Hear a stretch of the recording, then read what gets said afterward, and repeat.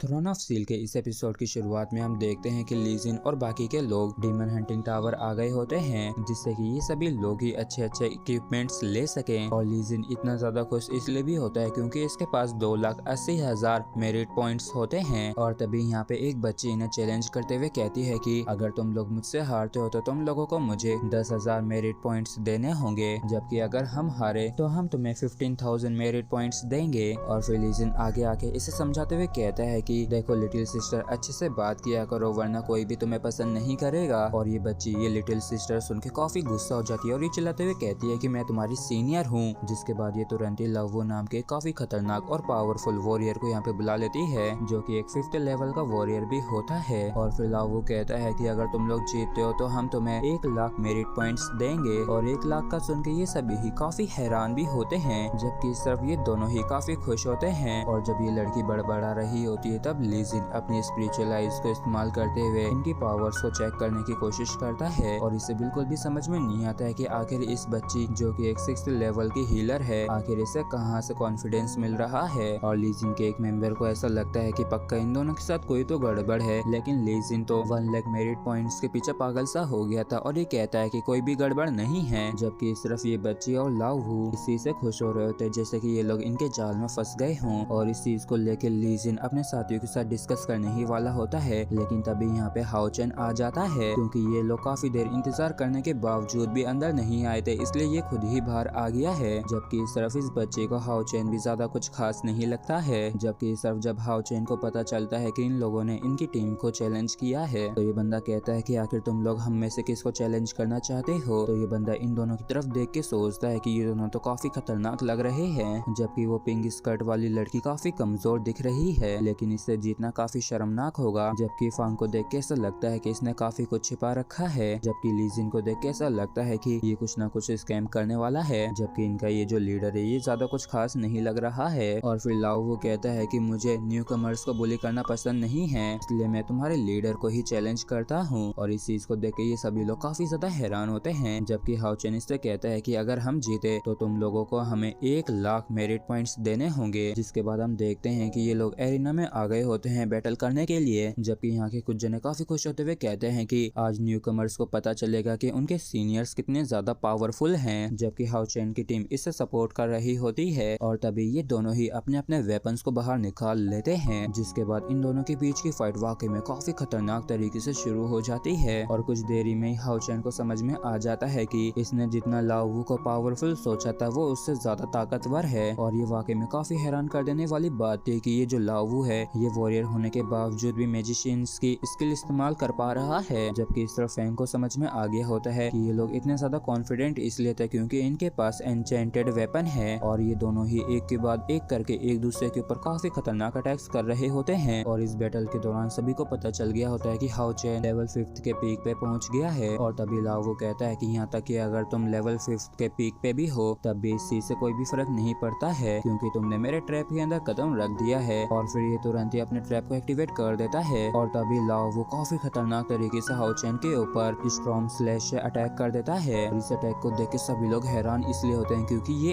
एक 7th level की wind magic skill है। और लाओ कहता है कि अगर तुम अभी हार मान लेते हो तो मैं इसे तुरंत ही डीएक्टिवेट कर दूंगा। जबकि इस तरफ हाओ चेन सोच रहा होता है कि इसने अभी अभी ही तो इसे बनाया है। और ये वो लाओ से कहता है कि अभी सुनिश्चित नहीं हुआ है कि कौन जीता है। और इस सीन्स को सुन के वो लाओ इसके ऊपर अपने अल्टीमेट किलिंग अटैक को करने लगता है। और फिर तुरंत ही हाओ चेन के ऊपर स्वीपिंग विंड एरे से काफी खतरनाक अटैक कर देता है। मतलब कि इसने ऑर्डिनरी स्टॉर्म को 1000 गुना छोटा कर दिया होता है। और ये जो स्वीपिंग विंड एरे होता है ये चारों तरफ से हाओ चेन को घेर लेता है। और हाओ चेन कहता है कि मेरा अटैक भी काफी हद तक तुम्हारे जैसा ही है। और ये वो लाओ कहता है कि यहाँ तक कि अगर 7th लेवल का कोई वॉरियर भी होता तब भी उसे काफी मुश्किल होती मेरे पास पहुंचने के लिए भी। जिसके बाद ये तुरंत ही डाओशा जुआन स्वॉर्ड की पावर को इस्तेमाल करता है और ये भी यहाँ पे कुछ बवंडर से बना देते हैं जो कि वो लाओ के बवंडरों को नष्ट कर देते हैं। और इस चीज को देख के वो लाओ खुद भी काफी ज्यादा हैरान होता है। और फिर हाओ चेन से काफी खतरनाक टक्कर देते हुए कहता है कि तुम तो कुछ ज्यादा ही एन्चेंटेड वेपन के ऊपर निर्भर रहे, जबकि अपनी सेल्फ कल्टीवेशन को नजरअंदाज कर दिया। और अब हम देखते हैं कि हाओ चेन वो लाओ के ऊपर काफी खतरनाक तरीके से भारी पड़ने लगा था। और फाइट के दौरान वो लाओ शील्ड बना के भी अपने आप को प्रोटेक्ट करने की कोशिश करता है, लेकिन हाओ चेन उसे भी डिस्ट्रॉय कर देता है। और वो लाओ भी यहाँ पे इससे हार नहीं सकता था क्योंकि इसके 1 लाख मेरिट पॉइंट से दाव पे लगे हुए हैं और फिर ये दोनों ही काफी खतरनाक तरीके से एक दूसरे के ऊपर अटैक करने के लिए आगे बढ़ने लगते हैं। और इस क्लैश में हाओ चेन इसके वेपन को डिस्ट्रॉय करके वू लाओ को हरा देता है और ये वू लाओ से मेरिट पॉइंट्स को ट्रांसफर करने के लिए कहता है, जबकि इस तरफ कुछ लोगों को अब भी विश्वास नहीं हो रहा होता है। जबकि वू लाओ सोच रहा होता है कि ब्रदर फांग ने काफी खर्चा किया था इसे मेरे लिए खरीदने के लिए और फिर ये कहता है कि ब्रदर वांग के लिए मुझे वापस से इन खोए हुए मेरिट पॉइंट्स को जीतना होगा। और जैसी रेफरी डिक्लेयर करने वाला होता है, लेकिन तभी वो लोग गुस्से में आके किसी तरीके के काफी खतरनाक ट्रेजर को इस्तेमाल करने लगता है। तो ये बच्ची इसे रोकते हुए कहती है कि इसे इस्तेमाल मत करो क्योंकि ब्रदर फांग इसे तुम्हारी जान बचाने के लिए लेके आए थे। और फिर वो लोग तुरंत ही अपना ब्लड इस पे डाल के इसे एक्टिवेट कर देता है, जिसकी वजह से इसके अंदर से काफी ज्यादा खतरनाक एनर्जी रिलीज होने लगती है क्योंकि ये एक लेजेंडरी फॉरबिडन टेक्निक होती है। और इस ट्रेजर की जमीन के अंदर जाते ही जमीन के अंदर से काफी ज्यादा पावरफुल और खतरनाक वॉरियर बाहर निकल के आता है, जो कि सबसे पहले वू लाओ की ही गर्दन दबोच लेता है। और इस चीज को देख के सभी लोग काफी हैरान होते हैं और कहते हैं कि क्या ये अपने मास्टर को भी नहीं पहचान पा रहा है। जबकि इस तरफ ये इविल वॉरियर कहता है कि क्या तुम वही हो जिसने मुझे उठाया है। तो वू लाओ इससे कहता है कि मैंने तुम्हें उसे हराने के लिए बुलाया है। और फिर ये काफी गुस्से से हाओ चेन की तरफ देखने लगता है। तो हाओ चेन भी समझ जाता है कि ये एक डार्क क्रिएचर है और तभी क्रिएचर अजीब से हरकतें करते हुए कहता है कि मैं यहाँ पे सभी को ही मार देना चाहता हूँ। और फिर ये तुरंत ही काफी खतरनाक तरीके से हाओ चेन के ऊपर अटैक कर देता है। तो इसके काउंटर में हाओ चेन भी काफी ज्यादा खतरनाक टेक्निक को इस्तेमाल करने लगता है और फिर ये तुरंत ही इसके ऊपर सूरज स्लेश से काफी ज्यादा खतरनाक अटैक कर देता है। और ये 6th ऑर्डर का डायग्राम एक ही अटैक में खत्म हो जाता है और ये अटैक वू लाओ को लगने ही वाला होता है, लेकिन तभी कोई बीच में आके अपने एक ही हाथ से इसे ब्लॉक कर लेता है। और इस चीज को देख के हाओ चेन भी काफी हैरान होता है और ये बंदा बताता है कि यही इनका लीडर जांग फांग फांग है और ये इन लोगों के बिहाव पे हाओ चेन से माफी मांगता है। जबकि इस तरफ ये बच्चे फांग से माफी मांगती है जो इन लोगों ने इसे परेशानी में डाल दिया। और ये कहता है कि मैंने तुमसे पहले भी कहा था कि कभी भी इस स्वॉर्ड को इस्तेमाल मत करना और अगर तुम मेरी बात भी नहीं मान सकते हो तो मुझे फॉलो करना बंद कर दो। और फिर ये बच्ची भी अपनी गलती मानते हुए कहती है कि हम तो बस कुछ मेरिट पॉइंट्स को अर्न करना चाहते थे जिससे कि हम आपके लिए कुछ अच्छे इक्विपमेंट्स खरीद सकें। और फांग भी इन्हें उदास नहीं देख सकता था इसलिए ये भी मान जाता है और फिर ये वू लाओ के सिर पे मारते हुए कहता है कि मुझे उनकी कोई भी जरूरत नहीं है और तुम्हें तो इनसे माफी मांगनी चाहिए। तो फांग कहता है कि तुम तो मेरी एक बात भी नहीं सुनते हो, जिसपे वू लाओ कहता है कि आप कभी भी किसी भी चीज के लिए मुझे दोष नहीं देते हैं, जबकि हरदम सारी गलती ही मेरी होती है और हर बारी जो हम आपके लिए परेशानी खड़ी कर देते थे उस चीज के लिए हम माफी मांगते हैं। और जब हम मिशन पे गए थे तब मेरी वजह से ही आप हर्ट हो गए थे और इस वजह से आपका मजाक भी बना था और इस बारी वापस से मैंने आपके एक्स को तोड़ दिया और आपको शर्मिंदा भी कर दिया और ये सारी मेरी ही गलती है, तो क्यों ना आप मुझे ही डीमन हंटिंग ग्रुप के अंदर से बाहर निकाल दें। तो फांग वापस से इसके कनपट्टी पे धरते हुए कहता है कि आखिर तुम्हारे दिमाग में चल क्या रहा है और जब तक कि मैं लीडर हूँ तब तक मैं तुम में से किसी को भी ऐसे ही नहीं छोड़ूंगा और तुम तो काफी बड़े हो गए हो, तो क्या तुम्हें रोने पे शर्म नहीं आती है। और चलो भी अब उन्हें मनी दे भी दो। और फिर ये दोनों ही आगे आके हाओ चेन और इसके मेंबर्स से माफी मांगते हैं और फांग कहते हैं कि ये बुरे नहीं हैं, बस ये कई बार ऐसी नादानियां कर देते हैं, इसलिए कैप्टन लोंग इस चीज को लेके आप बुरा मत मानिएगा। जिस पर हाओ चेन कहता है कि चलो कोई बात नहीं, अगर हमारी फाइट नहीं होती तो हमारी आपसे मुलाकात भी नहीं होती। और फिर फांग यहाँ से जाते हुए कहता है कि यह आपका मुझ पे एहसान रहा। और फिर रेफरी हाओ चेंग औरों के पास आके कहता है कि ये तो फांग के साथ काफी बुरा हुआ और जाहिर सी बात है कि ये एक जीनियस है क्योंकि ये जो इतनी कम उम्र में 6th लेवल तक पहुँच गया है। हालांकि डीमन हंटिंग सिलेक्शन के दौरान इसके इन 5 लोगों के साथ टीम बन गई थी और ज्यादातर इसके मेरिट पॉइंट्स इसी तरीके से बर्बाद चले जाते हैं और ऐसा दिखता है कि उसके लिए फ्यूचर के अंदर प्रमोट हो पाना भी काफी मुश्किल होगा। और तभी ली जिन इस लड़की से मजे लेने लगता है तो ये लड़की इस पे गुस्सा करके इसे डरा देती है और तभी ये रेफरी बताता है कि इन्हें इनके मेरिट पॉइंट्स मिल गए हैं और इसी के साथ इन लोगों के पास 1,80,000 मेरिट पॉइंट्स हो गए होते हैं। और ली जिन खुश होते हुए कहता है कि अब तो हम इतने ज्यादा अमीर हो गए हैं कि हम डीमन हंटिंग टावर के 2nd फ्लोर को पूरी तरीके से खरीद सकते हैं। जिसके बाद हम रात के समय ली जिन को देखते हैं जो कि अपने कैमरा से अपनी वीडियो बना रहा होता है और ये बताता है कि हम सभी मेंबर्स के लिए ये काफी इम्पोर्टेंट मोमेंट है क्योंकि हम सभी को ही काफी बढ़िया बढ़िया इक्विपमेंट्स मिलने वाले हैं। और हम देखते हैं कि सीमा सियान का जो वेपन होता है वो लाइट पावर पिल होता है जो कि काफी ब्रिलियंट टॉप इक्विपमेंट होता है जिसका कोर एक 6th लेवल का मैजिक क्रिस्टल है। जबकि इस तरफ हानियों के पास एक काफी पावरफुल और स्ट्रॉन्ग शील्ड होती है। और तभी यहाँ पे हाओ चेन एक ग्लोरियस होली आर्मर को पहन के आ जाता है जो कि इसे एक 6th लेवल की स्किल से मिला है जो कि एक होली स्पिरिट प्रोटेक्शन भी है जिससे कि हाओ चेन को जो